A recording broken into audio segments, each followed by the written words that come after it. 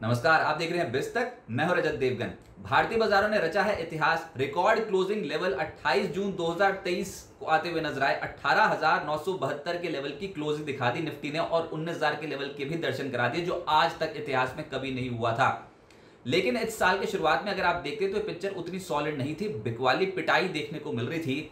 और from March 2023 onwards हमने देखा कि बाजार में जबरदस्त ट्रेंड बनता हुआ नजर आया, तेजी बनती हुई नजर आई। तो कौन से सेक्टर्स कंट्रीब्यूट कर रहे हैं, कौन से स्टॉक्स में ट्रेंड पॉजिटिव है, कहां पर तेजी बन रही है जिसकी वजह से बाजार नए शिखर पर पहुंचा है, इस वीडियो में आपको बताएंगे। तो शुरू से आखिर तक ये वीडियो आप प्लीज और प्लीज जरूर देखिएगा। सबसे पहले तो जो मैंने बात की मार्च 2023 को जो निफ्टी का लो लगा था वो था 16,828.35।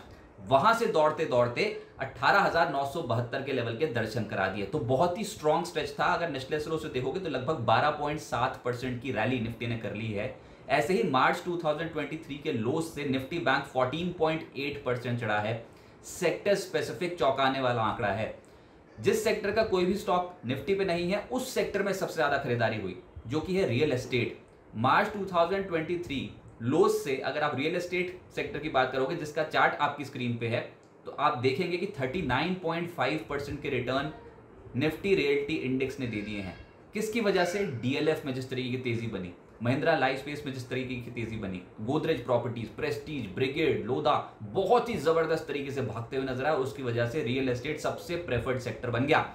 इसके अलावा ऑटोज में जिस तरीके की रैली बनी है उसका निफ्टी पे बहुत तगड़ा इंपैक्ट बना है। स्पेशली एक स्टॉक है टाटा मोटर्स, जिसमें इस साल के अगर आप रिटर्न्स देखोगे तो 51% के हैं टाटा मोटर्स पे। निफ्टी पे सबसे ज्यादा तेज चलने वाला स्टॉक इस साल YTD अगर देखोगे तो वो टाटा मोटर्स ही है 51% के रिटर्न के साथ। और auto index from March 2023 low onwards लगभग 24.7% के रिटर्न जनरेट कर चुका है। चौंकाने वाली बात यह है कि टॉप 3 जो स्टॉक्स हैं निफ्टी के जो इस साल कंट्रीब्यूट कर रहे हैं तेजी में, वो है टाटा मोटर्स, आईटीसी और बजाज ऑटो। बजाज ऑटो में भी इस साल लगभग 30% के रिटर्न डिलीवर हो चुके हैं। ऐसे ही सोना, कॉमस्टार, टीवीएस मोटर, अशोक लेलैंड धूम मचा रखी है इन स्टॉक्स ने इस साल। फार्मा सेक्टर एक प्रेफर्ड सेक्टर बनता हुआ नजर आया और जिसको कोई उम्मीद नहीं थी कि फार्मा सेक्टर में एकदम से तेजी बनेगी, वहां बन गई तेजी। मार्च 2023 लो ऑनवर्ड्स फार्मा में लगभग 18% के रिटर्न जनरेट हुए हैं। जी हां, निफ्टी फार्मा इंडेक्स 18% तेज हुआ है, जिसमें इंडेक्स के बाहर के स्टॉक्स हैं। देखिए निफ्टी पे इसका कंट्रीब्यूशन नहीं, जैसे अरबिंदो फार्मा, ग्लेनमार्क, ये स्टॉक निफ्टी पे नहीं है लेकिन ये स्टॉक प्रेफर्ड थे। 68% का रिटर्न इस साल अरबिंदो फार्मा ने जनरेट किया है, चौंकाने वाला आंकड़ा। ग्लेनमार्क 59% ऊपर है इस साल, चौंकाने वाला आंकड़ा। जाइडस, टोरेंट फार्मा, ये सब स्टॉक्स 25% से 38% की तेजी पकड़े हुए हैं। चाहे वो निफ्टी पे हो ना हो उसके लेना देना नहीं, लेकिन ये स्टॉक्स प्रेफर्ड थे। फार्मा पे बेट नहीं लग रही थी, लेकिन इस साल चौंका दिया। निचले स्तरों से इतना हल्के थे कि एकदम से पलटे, तो बहुत ही सुपर शॉर्ट रिटर्न बनता हुआ नजर आया। कुल मिलाकर फार्मा इंडेक्स 18% चढ़ा है मार्च 2023 लो से अगर देखें तो। ऐसे ही एफएमसीजी, इस पे तो खैर आईटीसी का बोलबाला है। आईटीसी इस साल 35% चढ़ा है और मार्च 2023 लो ऑनवर्ड्स एफएमसीजी का जो रिटर्न है वो लगभग 17% के आसपास का है इंडेक्स का। ऐसे ही गोदरेज कंज्यूमर लगभग 22% चढ़ा है। इसके अलावा बाहर वाले जो स्टॉक्स जैसे वरुण बेवरेजेस, रैडिको, ये सब स्टॉक्स चले हैं।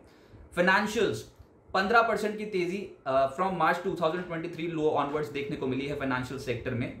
लेकिन इसमें जो स्टॉक्स हैं वो मिड कैप कैटेगरी के स्टॉक्स आके जाते हैं, जैसे कि चोला फाइनेंस, पीएफसी, आरईसी 43%, 54%, 55% के रिटर्न इस साल डिलीवर कर रहे हैं YTD।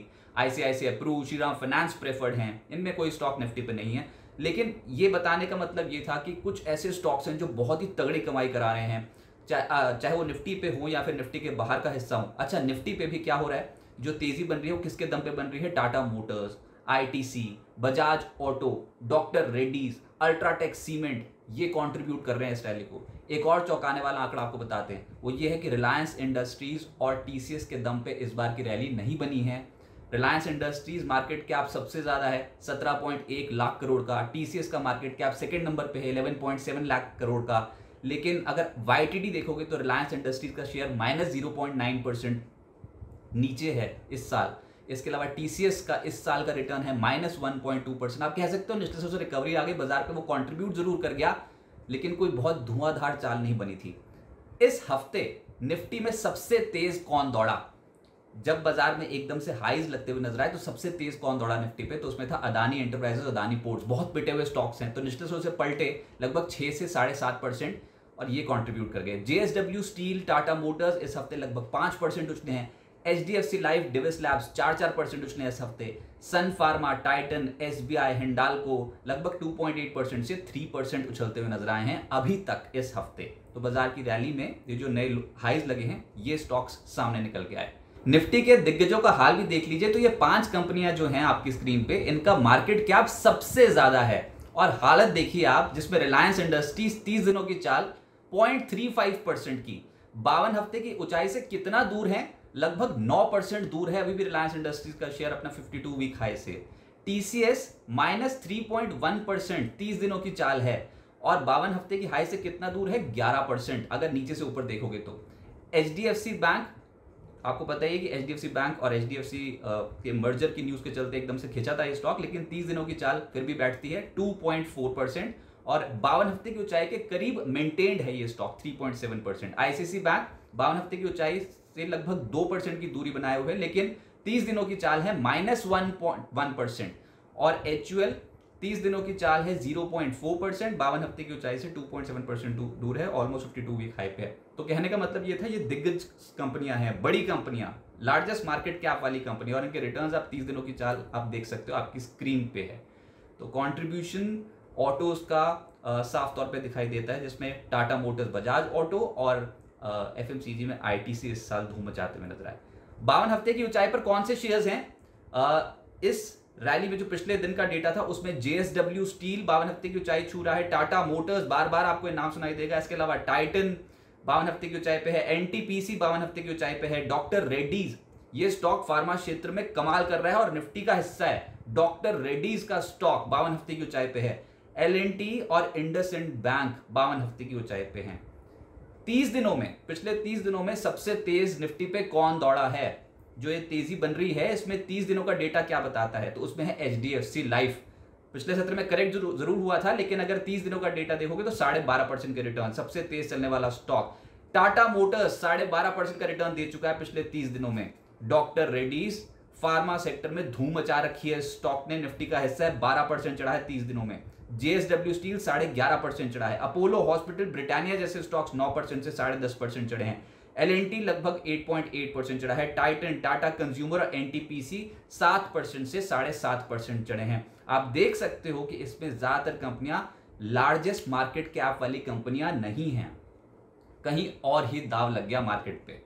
52 हफ्ते की ऊंचाई से दूर कौन है? बहुत दूरी किसने मेंटेन कर रखी है जो अभी तक अपने 52 हफ्ते की ऊंचाई को टच नहीं कर पा रहा है निफ्टी पे? तो उसमें आपको अदानी ग्रुप तो दिखेंगे, उसके 2 स्टॉक्स दिखेंगे। अदानी एंटरप्राइजेस जो 52 हफ्ते की ऊंचाई से 73.6% दूर है अगर नीचे से ऊपर देखोगे तो। अदानी पोर्ट्स 30.8% दूर है अपने 52 हफ्ते की ऊंचाई से, तो इसके लिए तो माउंट एवरेस्ट एक शिखर खड़ा हुआ है 52 हफ्ते की ऊंचाई। इसके अलावा इन्फोसिस सरप्राइजिंगली 29.1% दूर है अपने 52 वीक हाई से। बजाज फिनसर्व 21.3% दूर है। हिंडाल्को यूपीएल 18.4% से 20% दूर है अपने 52 वीक हाई से। सिप्ला से नहीं हो पाया, 17% दूर है 52 हफ्ते की ऊंचाई से। विप्रो 16.4% दूर है। कोल इंडिया, कोटक बैंक 12% से 16% दूर है। लेकिन फिर भी अगर दिग्गजों का बोलबाला नहीं था तो कुछ स्टॉक्स प्रेफरेबली ऑटो सेक्टर से, कुछ चुनिंदा एफएमसीजी सेक्टर से जुड़ी कंपनियां, फार्मा, फाइनेंशियल्स, इन सेक्टर में और रियल एस्टेट, जैसे मैं बता ही चुका हूं कि बहुत ही तगड़ी चाल देखने को मिल रही है, तो इन सेक्टर्स में बहुत ही स्ट्रॉन्ग खरीदारी होती हुई नजर आई। उम्मीद करते हैं कि आपको ये डेटा पसंद आया होगा। ऐसे एक्साइटिंग डेटा जानने के लिए और देखने के लिए आप बिस्तक के साथ कनेक्टेड रहिए, और अगर आपको वीडियो पसंद आ जाए तो उसको शेयर और लाइक करना ना भूलिए, चैनल को सब्सक्राइब करना ना भूलिए। बिजनेस जगत के तमाम अपडेट्स के लिए आप जुड़े रहें बिस्तक के साथ। नमस्कार।